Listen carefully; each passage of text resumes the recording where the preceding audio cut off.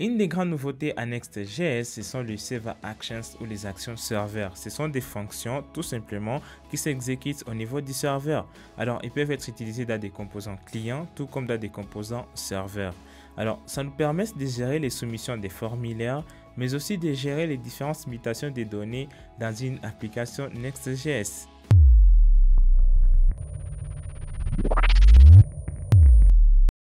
Alors, à la fin de cette vidéo, nous allons créer cette petite application de To-Do App où nous allons utiliser SQLite pour notre base de données. Nous allons lancer des requêtes au niveau du serveur grâce aux Server Actions. Alors, ici, nous n'avons pas besoin des API. Juste avec le Server Actions, on va voir comment ajouter des données dans une base de données. Alors, regardez, là, je suis en train de saisir une tâche, j'ajoute. Directement, j'ai la revalidation automatique des données. Lorsque je viens d'ajouter les données, il y a les données qui sont actualisées automatiquement. Alors, c'est ce que nous allons voir. Mis à part cela, on va voir comment supprimer aussi les données et appliquer la revalidation, la mutation des données automatiques. Alors, pour commencer, nous allons créer un nouveau projet, donc npx create next app. Alors, je vais créer la nouvelle version, donc je vais ajouter la test. Alors, une fois c'est fait, on va me demander quelques questions. Je vais mettre le nom de mon application. Je peux l'appeler To-Do App. Alors, vous pouvez renommer ça tout comme vous voulez. Je vais l'appeler Server Actions. Voilà. Je vais utiliser TypeScript. Bon, je vais juste cocher les valeurs par défaut. Donc, je n'ai rien changé. Je vais attendre que l'installation puisse se terminer. Voilà, une fois l'installation terminée, ce que nous allons ouvrir notre projet d'Avisual Studio Code. Alors, je vais juste premièrement faire CD. Donc, je vais me déplacer dans le dossier qu'on a créé, Server Actions. Une fois c'est fait, je vais faire codes.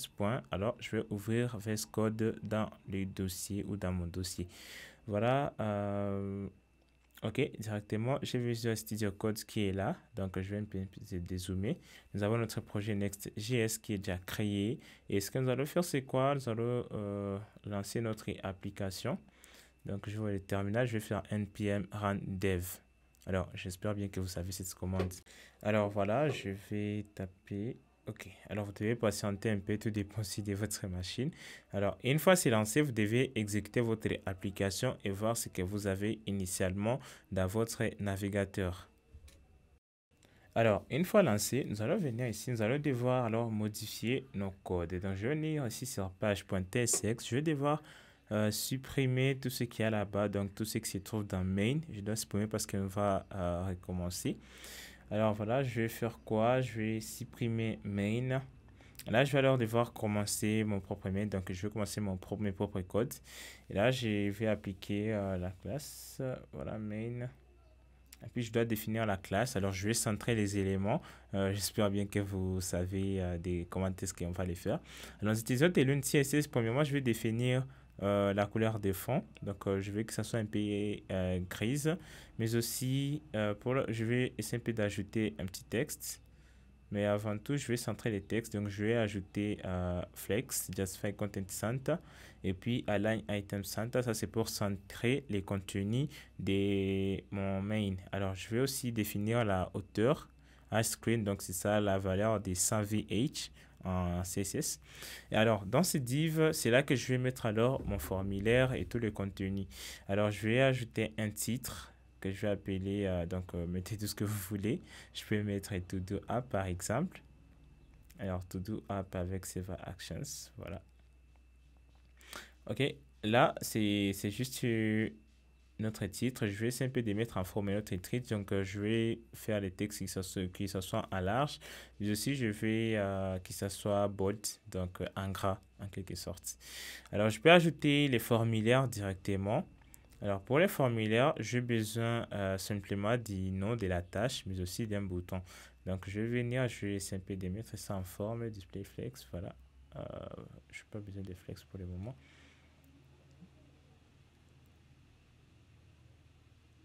Alors, ce que je vais faire, c'est que je vais venir là-bas, je vais appliquer le positionnement flex, sauf que la direction sera en colonne. Je ne vais pas créer des lignes, mais je vais créer des colonnes. Je vais voir ce que ça va donner. Voilà. Je vais devoir créer les labels ainsi que l'input et en fait, je vais alors devoir ajouter un bouton pour submit notre formulaire.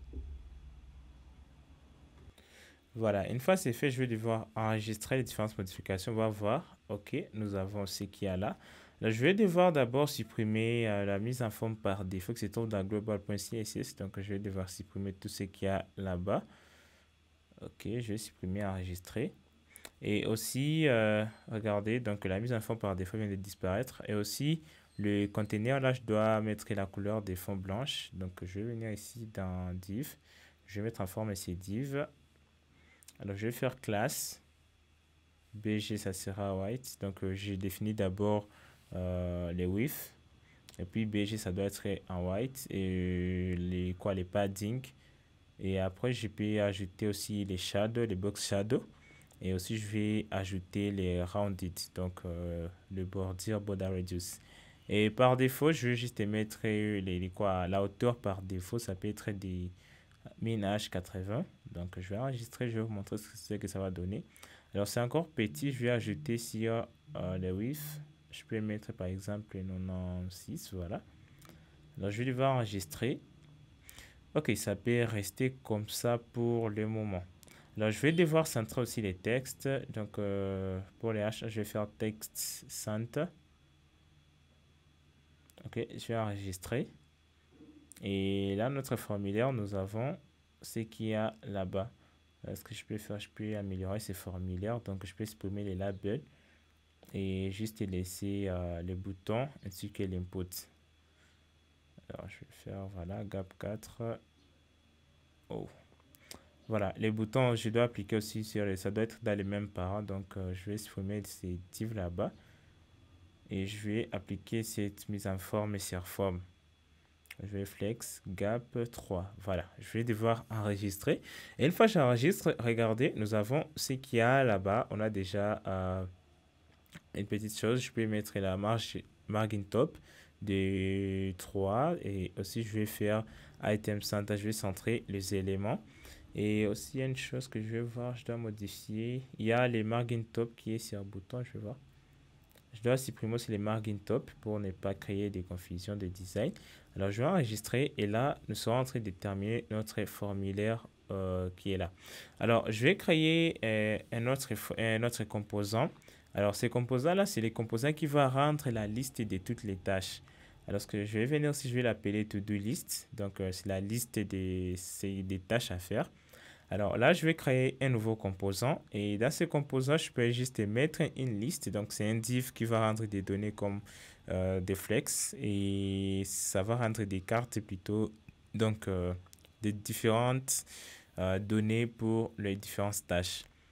Alors là-bas, je vais enregistrer, voilà.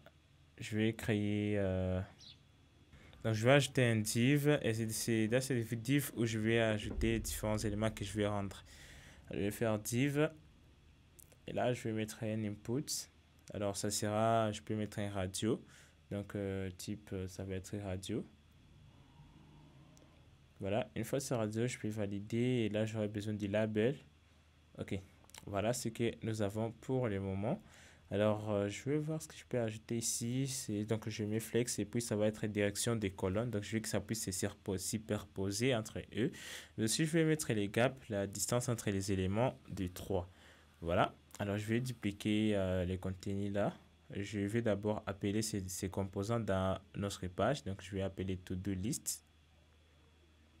Alors, une fois c'est fait, je vais venir ici sur to-do list. Voilà. Margin top de 3. Je vais voir ce que ça va donner. Ok, déjà, nous avons notre to-do qui est là. Je dois mettre en forme ce qu'il y a là-bas. Donc, je vais venir ici et je vais essayer un peu de mettre en forme. Je vais voir ce que je peux mettre là-bas. Voilà. Je vais essayer avec ça pour voir ce que ça va donner. Ok, je vais essayer un peu de supprimer les justify between, donc je vais supprimer ça. Ok, alors je vais mettre juste gap, la distance entre les différents éléments, je vais enregistrer. Ok, nous avons quelque chose qui est là. Alors ce que je vais faire, c'est quoi? Pour l'élément parent aussi, je vais qu'il y ait une grande espace en haut, donc margin ça sera 5. Alors je vais dupliquer les différentes cartes. Voilà, directement nous avons 3 tasks. Donc là, c'est bon. Déjà, on peut intégrer notre partie alors back-end à quelque sorte. On va devoir intégrer la base des données parce qu'on veut terminer avec toutes les bases.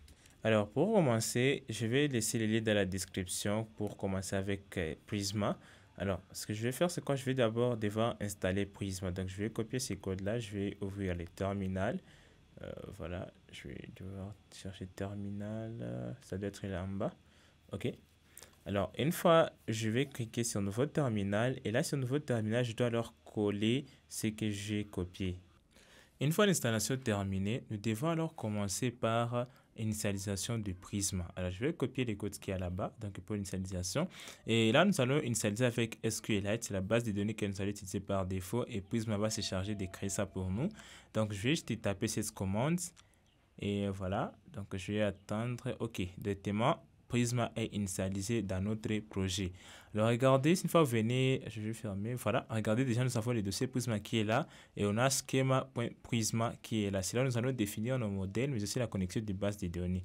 Alors pour mieux travailler avec Prisma, je vous conseille de venir sur extension et chercher l'extension Prisma et l'installer. Ça va vous permettre de bien travailler avec Prisma. Voilà, une fois terminé, alors nous devons définir nos différents modèles.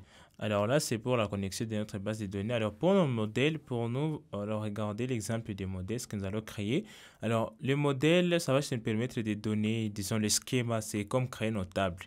Alors là, je vais venir modèle, je vais l'appeler par exemple to do. Alors, ce que je vais affecter, ce sont les différentes lignes, colonnes de ma table. Donc, c'est imaginez que vous êtes en train de créer une table en SQL. Alors là, je vais venir, je vais définir, par exemple, l'id. L'id, c'est la clé primaire. C'est pour ça que je vais mettre @id. Et puis, je veux que, par exemple, l'id puisse être unique. Alors, tout dépendra de vous. Alors, à part l'id, j'ai besoin du titre. Les titres, ça sera un string, donc c'est un texte. Alors, une fois c'est fait, je vais devoir aussi définir... alors là-bas, il y a une erreur, je vais voir. Ok, enfin, je n'ai pas mis les types pour ID, donc je n'ai pas défini les types de l'ID. Donc, je vais juste faire ID, c'est un string, et puis ça sera ID. Alors pour ce faire, je vais définir la valeur par défaut. Donc par défaut, je vais utiliser UID. Donc c'est un package qui va me permettre de générer des ID automatiquement. Alors là, je viens de définir le type de ça. Alors vu que ID, donc notre ID c'est la clé primaire, je n'ai pas besoin de rendre ça unique. Alors unique, on peut rendre ça par exemple pour les adresses mail. On ne fait pas avoir l'utilisateur avec des adresses mail, c'est là qu'on met unique. Alors, statut, ça peut être un string, donc à faire ou à ne pas faire, tout dépend de vous. Vous pouvez mettre boolean, mais moi je préfère mettre ça string. Et puis, j'aurai alors la dernière propriété qui sera created at. Alors là, sera datetime, c'est ça le type. Et puis, par défaut, ça va prendre la valeur de maintenant. Donc, le temps que le document est créé, ou soit la ligne vient d'être insérée dans notre table. Alors là, je viens de terminer notre modèle et là, nous sommes déjà prêts à lancer notre modèle, à faire des migrations. Cela veut dire appliquer ces changements. Donc, vous allez descendre un peu, vous allez voir la commande pour migrer nos différentes données. Cela veut dire pour que ça puisse être appliqué, pour créer ça dans notre base de données SQLite. Donc, une fois que j'ai fait cette migration, tout ce que je viens de créer là seront créés dans notre base de données directement. Alors, regardez, je vais attendre un peu. L'avantage est qu'une fois que vous venez de faire la migration, Prisma va installer l'extension ou les packages Prisma Client. Et c'est Prisma Client qui va me permettre de faire des requêtes au niveau du serveur, de nous rassurer qu'elles sont en train de passer des requêtes facilement. Regardez comme l'exemple de Prisma Client. Donc, c'est les packages qui vont nous permettre au fait de naviguer facilement et de travailler avec nos différents éléments, différents objets que nous avions créés ou nos différentes tables. Je vais montrer que c'est trop simple et l'avantage avec Prisma est que toute chose est typée. Donc, je vais devoir créer un dossier libre et là, je vais mettre Prisma. Donc, ça, c'est pour initialiser. Prisma fait qu'on ne puisse pas avoir plusieurs initialisations de Prisma Client. Donc, on doit avoir une seule initialisation dans une application. Alors, je vais venir ici, je vais copier, voilà. L'installation est déjà terminée, on vous dit que Prisma Client a déjà été installé. Alors, je vais venir, voilà, je vais fermer là. Je vais venir ici dans le navigateur, je vais copier cette première ligne. Voilà, je vais coller là. Alors là, je vais juste exporter une instance de Prisma Client. Donc, je vais faire export. Voilà, il y a une erreur. Export const. Prisma, alors New Prisma Client et c'est tout. Donc, dans tous mes composants, je vais juste utiliser Prisma qui vient dans ces composants là-bas. Alors ici, nous sommes prêts maintenant à travailler avec Prisma dans tous nos composants serveurs. Alors maintenant, il est temps d'appliquer la fonction pour valider notre formulaire. Alors, je vais créer ça. C'est là que nous allons utiliser les Save Actions. Alors, pour créer un Save Action, c'est trop simple. C'est une fonction qu'on utilise souvent qui est asynchrone. Sauf que cette fonction, nous devons utiliser des mots-clés pour que ça puisse s'exécuter au niveau du serveur. Alors, je vais créer la fonction, par exemple, add to do. Voilà. Alors, ça sera une fonction asynchrone. Et cette fonction-là, ça ne va que s'exécuter au niveau du serveur. Alors, je vais vous montrer comment est-ce que nous allons faire. Nous devons commencer par use server.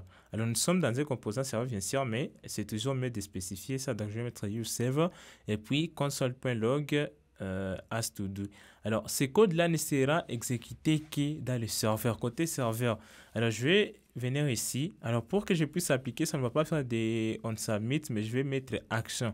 Alors, pour ceux qui font PHP, ils ont déjà vu cette syntaxe-là. Mais action, ça va nous permettre d'exécuter. Donc, lorsqu'on va cliquer sur submit, ça va me permettre d'exécuter cette fonction là-bas. Donc, je vais ouvrir le terminal. Je vais ouvrir alors mon application. Je vais vous montrer. Lorsqu'on va valider, on va soumettre notre application. Regardez. Dans le terminal directement, on a as to do. C'est que ça marche très bien. Et là, on peut mettre toute notre logique, que ce soit des requêtes sur la base des données, que ce soit supprimer, etc. On peut le faire facilement parce que c'est une fonction qui s'exécute au niveau du serveur. Alors, nous allons mettre alors la logique pour ajouter un to-do ou soit une tâche dans notre application, dans notre base de données SQLite. Alors là, je vais utiliser Prisma Client. Mais par défaut, pour que nous puissions avoir accès aux données que nous avons, qu'on a soumis, il y a, c'est quoi? Les Save Action reçoivent par défaut ce qu'on appelle les form data. Ça veut dire les données du formulaire. Et là, je vais prendre ça et ça comme type form data. Alors voilà, c'est que ça prend ça par défaut lorsque c'est une action serveur. Alors ce que je vais faire, c'est quoi? Je vais venir et je vais d'abord stocker, voilà, j'ai appelé ça quoi? C'est to do item, voilà. Donc je dois récupérer l'élément, donc la valeur de l'élément qui a le nom to do item. Donc je vais faire const to do sera égal à form data.get to do item. Alors une fois que j'ai les to do, c'est là que je peux maintenant placer la commande Prisma. Alors ce que je vais faire, c'est quoi? Je vais vous montrer comment est-ce que c'est trop simple de faire avec Prisma. Donc je vais faire await Prisma. Je dois importer Prisma, le Prisma qu'on a exporté. Donc, rassurez-vous de les tirer là-bas. Alors, Prisma.todo, regardez directement, Prisma Client a ça par défaut. Alors, je vais faire, excusez, todo.create. C'est une méthode qui va nous permettre au fait de créer un nouvel élément, donc une nouvelle ligne dans notre table. Et là, ça va passer en paramètre data. Alors, ce sont les données que nous voulons ajouter. Alors, pour notre todo, on a besoin du titre. On a besoin du titre ainsi que du statut. Alors, les D là, string et created at, donc l'ID et created at sont générés automatiquement. On n'a pas besoin de les spécifier. Donc, je vais mettre titre. Et mis à part les titres, je vais ajouter, je vais mettre statut. Je vais mettre affaire. Voilà. Il y a une erreur. Ok, il y a une erreur de type. Je vais voir un string. Ok. Il y a toujours l'erreur, je vais voir. En fait, s'il y a une erreur de type, ça doit être string. Ok, je vais régler ça, c'est S en minuscule plutôt. Voilà, directement, notre code est là. Avec ce petit bout de code, nous serons en mesure d'ajouter un to-do dans notre base de données. Alors là, si une fois je valide, ça doit marcher automatiquement. Alors, je vais faire ceci, donc je vais faire console.log to-do ajouté. Ok. Alors là, je vais vous montrer ce que je vais faire. Là, c'est la seule syntaxe pour faire en fait d'ajouter notre to-do dans la base de données. Alors, je vais valider. Vous allez voir ce que ça va donner. Alors, regardez très bien. Ok, avant de soumettre, je dois d'abord mettre que c'est obligatoire que pour que les utilisateurs ne puissent pas soumettre une case vide. Donc, je vais taper quelque chose, je vais ajouter. Alors, là, directement, notre to-do est ajouté. Regardez, to-do ajouté. Donc, notre code a marché vu qu'il n'y a pas d'erreur. Alors, comment est-ce qu'on va voir ça? Alors, je vais vous montrer comment est-ce qu'on va procéder. nous devons afficher notre to-do, donc ce qu'on veut d'insérer. Alors, pour ce faire, c'est trop simple. Je vais faire cette fonction, vu que c'est une fonction serveur, un composant serveur plutôt, je vais mettre async. Et là, pour les to-do, pour que je puisse avoir ça, je vais toujours utiliser Prisma Client. Donc, je vais faire await prisma.todo.findMany. C'est la fonction pour trouver toutes les données qui se trouvent dans la table to-do. Donc, je vais faire .findMany. Alors, je veux que ça puisse s'arranger selon l'ordre d'entrée. Donc, qu'on puisse commencer par les to-do récents.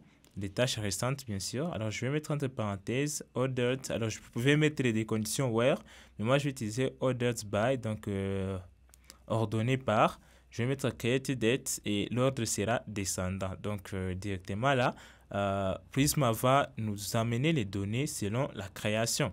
Alors, il est temps maintenant d'afficher nos différents to-do. On sait déjà comment chercher ça. Donc, je peux effacer ça. Je vais juste créer map, donc je vais faire todo.map, voilà, on me propose déjà les codes, donc je peux valider ça, ok, je vais effacer ce qu'il y a en dessous, je vais devoir effacer ça, ok, je vais enregistrer alors pour voir ce que ça va donner dans le navigateur. Voilà, regardez, automatiquement, il y a mon premier to-do qui est là. Alors déjà, ça marche très bien, je peux essayer un peu d'ajouter notre to-do pour voir ce que ça va marcher. Alors, si une fois vous vous rendez compte, ça marche, mais vu que Next.js cache par défaut les données, vous ne pouvez pas voir ça. C'est là que j'aurais besoin de revalider mes données automatiquement. C'est là que je vais le faire facilement dans les Server Actions. Alors, une fois que je viens de terminer à faire cela, cette requête d'ajout, je vais alors appeler une fonction en Next.js revalidate path qui va nous permettre de revalider toutes les données qu'on a cachées et d'apporter des nouvelles données. Alors, avec cette ligne seulement, nos données seront actualisées à chaque fois qu'on va lancer la requête. Alors, regardez, je vais essayer un peu de taper notre requête. Donc, je vais ajouter quelque chose. Voilà. Ok, alors je vais cliquer sur ajouter. Regardez, automatiquement, les données viennent de s'ajouter d'une manière automatique. Et c'est ça, la revalidation des données qui se fait automatique avec Next.js et les Server Actions. Voilà, je vais essayer un peu d'arranger ça pour les radio buttons. C'est pas vraiment très joli. Je vais mettre là des checkbox au lieu des radio buttons. Voilà, je vais enregistrer.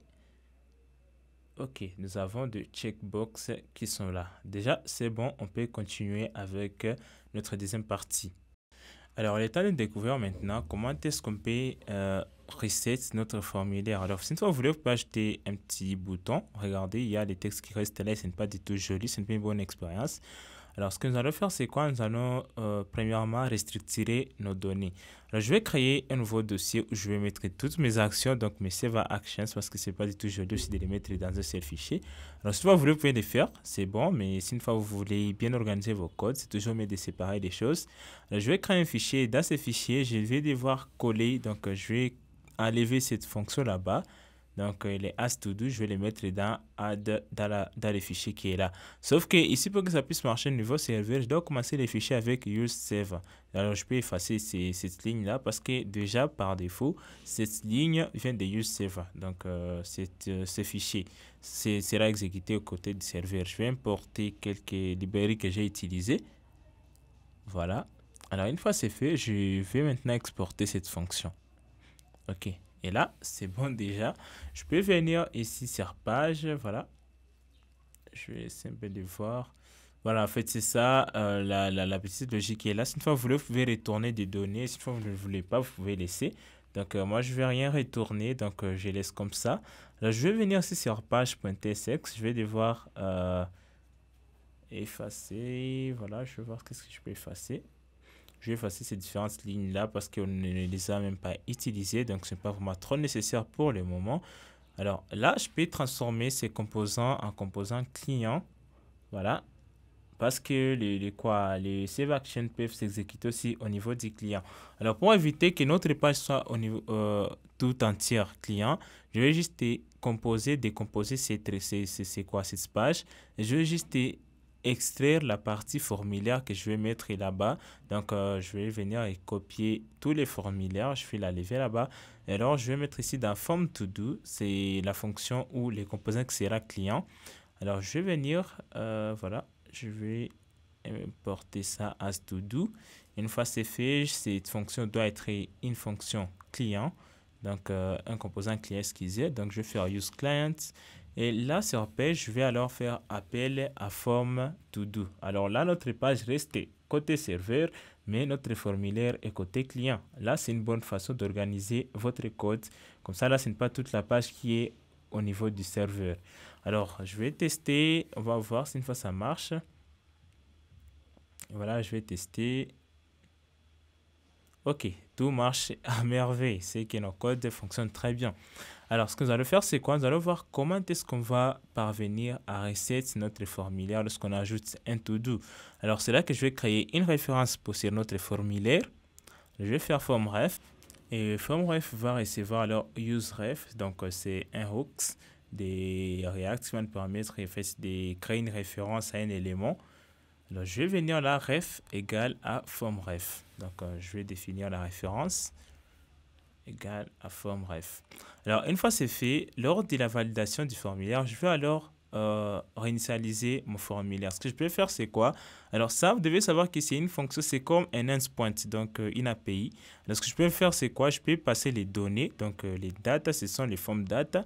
Alors, je vais faire appel à ma fonction asToDo, alors qui va recevoir les asData. Alors là, donc regardez la syntaxe que nous venons d'appliquer là directement, c'est que on passe les données du formulaire dans notre asToDo et lorsqu'on va recevoir la réponse, c'est là que nous allons maintenant reset notre formulaire. En fait, c'est simple que ça qu'on va faire qu'on va reset notre formulaire facilement.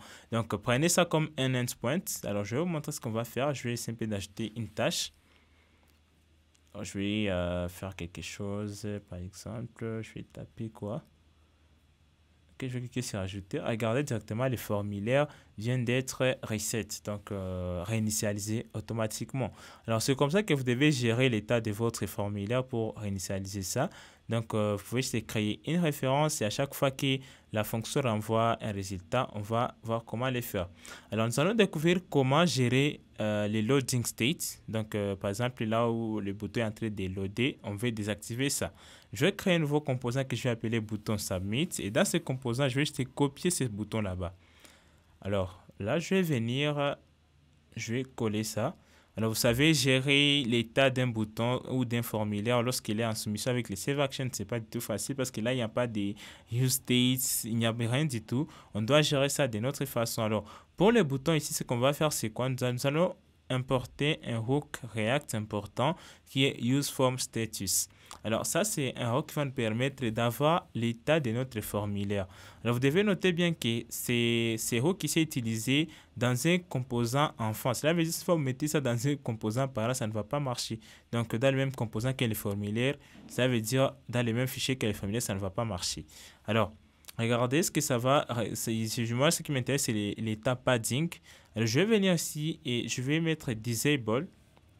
Donc, si une fois c'est padding, c'est que notre formulaire est en processus de traitement. Donc, je vais faire disable, ça sera padding. Donc, si une fois c'est en processus, on va disable les boutons, on ne peut plus toucher sur les boutons. Et je peux même changer les textes si une fois je veux. Voilà, je vais changer. Et puis, je vais enregistrer. Et là, je peux mettre les styles pour le disabled. Bon, je vais mettre un style comme ça, basique. Voilà. Je vais faire... je peux mettre aussi l'opacité. Je peux réduire l'opacité de ces boutons. Voilà, je vais devoir enregistrer. Alors, je vais vous montrer ce que ça va donner dans les résultats. Je vais d'abord appeler ces composants-là dans mon formulaire. Donc, un bouton Submit, OK. Et là, j'aurai un contrôle sur la soumission de mon formulaire. Donc, je peux voir lorsque les boutons et donc le formulaire en cours de processus, etc. Alors, regardez quand je vais valider. Regardez, il y a le bouton qui a changé. Donc, ça a flashé. Voilà. Alors, il est temps maintenant de découvrir comment on peut ajouter les boutons supprimés qui va aussi faire appel à une Save Action et fonction serveur. Je vais devoir ajouter un petit bouton là-bas. Donc, je peux juste faire... Voilà, je vais simplement devoir, je vais mettre ça dans un seul div, donc l'input c'est les labels.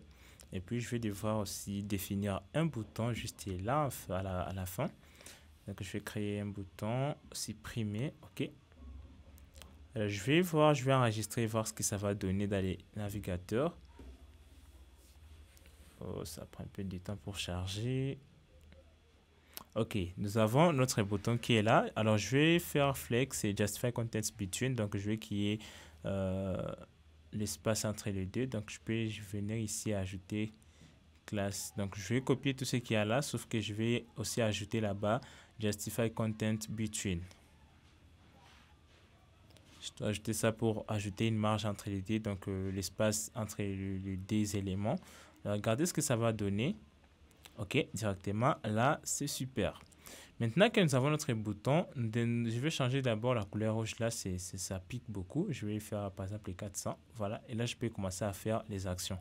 Alors, pour commencer, la première des choses que nous allons faire pour faire fonctionner notre bouton, nous allons d'abord créer un composant. Alors, je vais devoir séparer, donc je vais copier les contenus de ces boutons là-bas. Je vais créer un bouton supprimer. Donc, je sépare les données parce que là, je dois faire .onClick, c'est un composant qui doit être côté client. Donc, je vais faire TRFC, voilà. Je vais devoir copier les codes de ces boutons qui est là. Alors, je vais aussi commencer pour déterminer que c'est un composant client, use client, qui va prendre un paramètre les onClick event.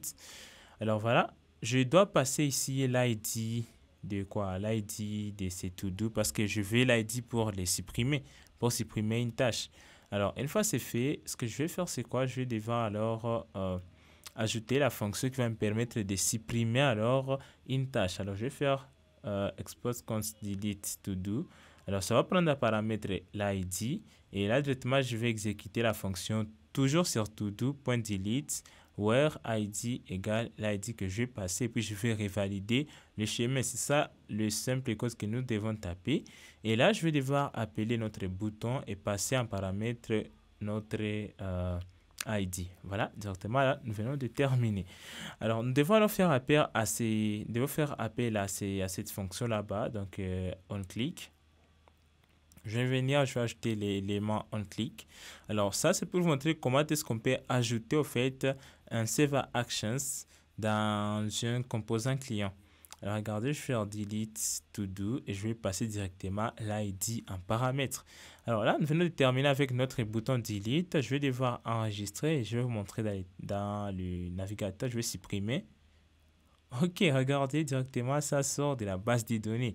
Félicitations, vous venez de voir comment créer les Save Actions en Next.js et la revalidation de PAF. Alors, sachez que dans les Save Actions, on peut faire plusieurs choses, les cookies, etc. Les headers, on peut avoir accès à ça parce que ce sont des actions qui sont au niveau du serveur.